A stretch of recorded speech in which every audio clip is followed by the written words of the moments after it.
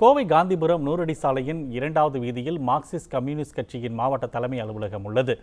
நள்ளிரவுக்கு மேல் கட்சியினர் அனைவரும் வீடுகளுக்கு சென்றுவிட்ட நிலையில் கட்சிக்கு சொந்தமான அம்பாசிடர் காரின் ஓட்டுநர் ஆனந்த் என்பவர் மட்டும் அலுவலகத்தில் இருந்துள்ளார்.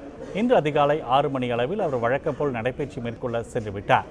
அரை மணி நேரம் கழித்து அவர் மீண்டும் வந்து பார்த்தபோது அலுவலகத்தின் சுவர் மற்றும் காரின் வலப்பக்கத்தில் கரும்புகை படிந்திருந்தது.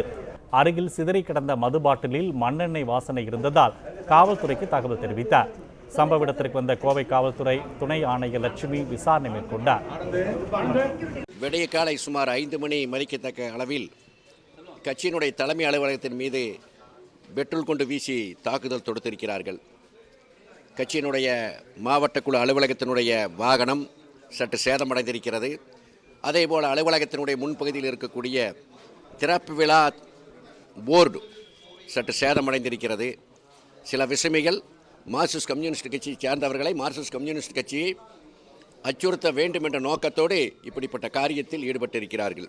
இப்படிப்பட்ட சம்பவத்தில் ஈடுபட்டு இருக்கக்கூடிய விசமிகள் மீது நடவடிக்கை எடுக்க வேண்டும்.